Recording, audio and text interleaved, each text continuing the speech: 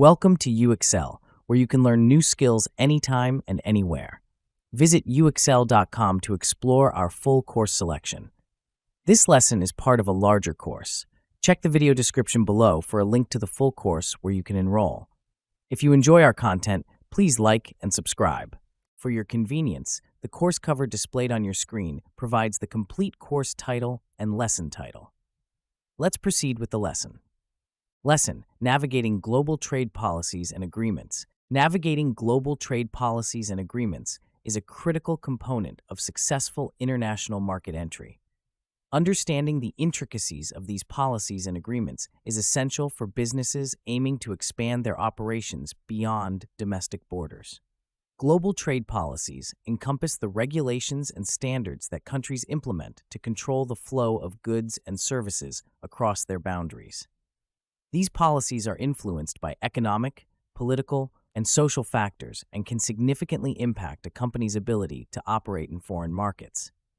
International trade agreements, on the other hand, are treaties between two or more countries that facilitate trade by reducing or eliminating trade barriers such as tariffs, import quotas, and export restrictions.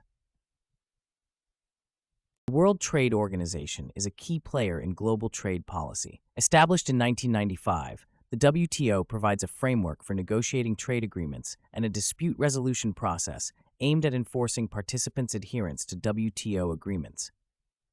As of 2021, the WTO had 164 member countries, representing over 98% of global trade. The organization's primary objective is to ensure that trade flows as smoothly, predictably, and freely as possible. The WTO agreements cover goods, services, and intellectual property, and they are designed to provide a level playing field for all member countries. For businesses, understanding WTO regulations is crucial for navigating international markets. One of the fundamental principles of the WTO is the Most Favored Nation clause, which requires that any advantage given by one member to another must be extended to all other WTO members. This principle helps to prevent discrimination between trading partners and promotes fairness in global trade. However, there are exceptions to the MFN principle, such as regional trade agreements. RTAs are treaties between two or more countries within a specific region that agree to reduce or eliminate trade barriers among themselves. Examples of RTAs include the North American Free Trade Agreement, now replaced by the United States-Mexico-Canada Agreement, and the European Union. NAFTA, which came into effect in 1994, was one of the most significant RTAs, creating one of the world's largest free trade zones. NAFTA aimed to eliminate trade barriers between the United States, Canada, and Mexico, thereby increasing economic integration and fostering economic growth in the region. The USMCA, which replaced NAFTA in 2020, builds on the achievements of NAFTA while introducing new provisions on digital trade, labor rights, and environmental standards. For businesses interested in the North American market, familiarity with USMCA provisions is vital for compliance and strategic planning. The European Union represents another powerful example of regional economic integration. The EU is a political and economic union of 27 member states that have agreed to establish a single market, allowing for the free movement of goods, services, capital, and people. The EU's trade policy is managed by the European Commission, which negotiates trade agreements on behalf of all member states. Businesses operating within the EU benefit from a harmonized regulatory framework and access to a large and affluent market. However, they must also navigate complex regulations related to product standards, competition, and environmental protection.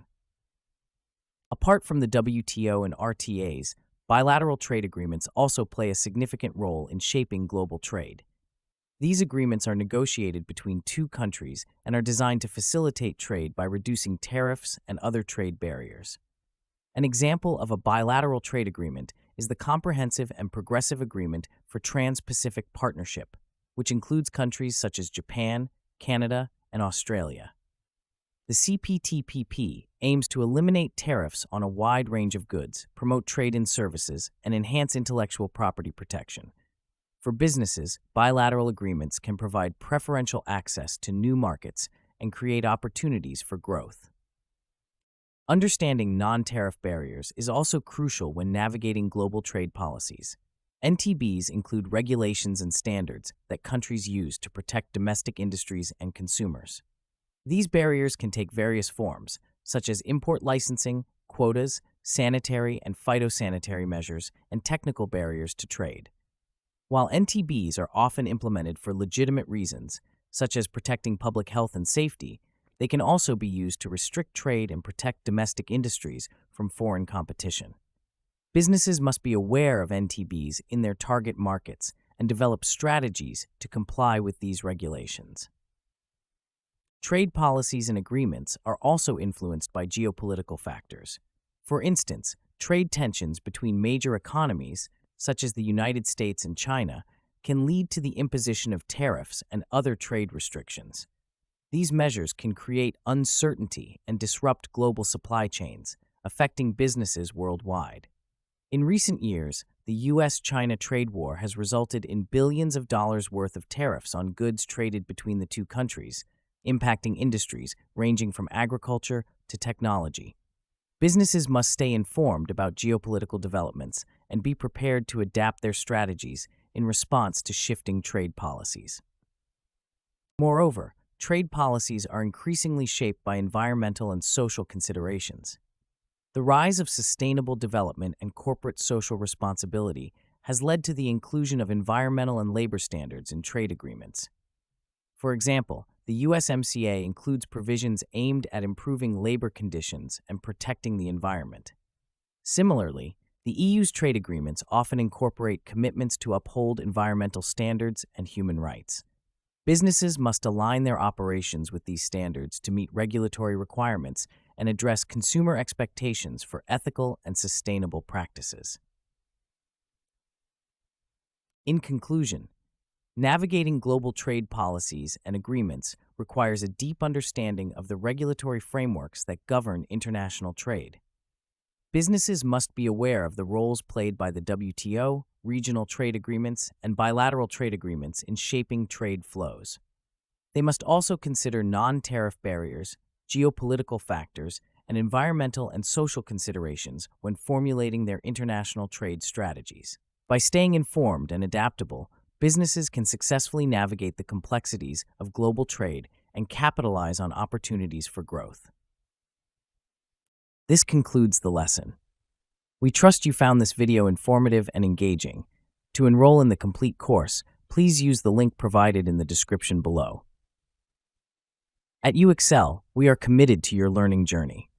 Each course offers a certificate of completion, online support, and downloadable resource files to enhance your experience. If you found our content valuable, we invite you to like this video and subscribe to our channel. Thank you for joining us, and we look forward to supporting your continued pursuit of knowledge.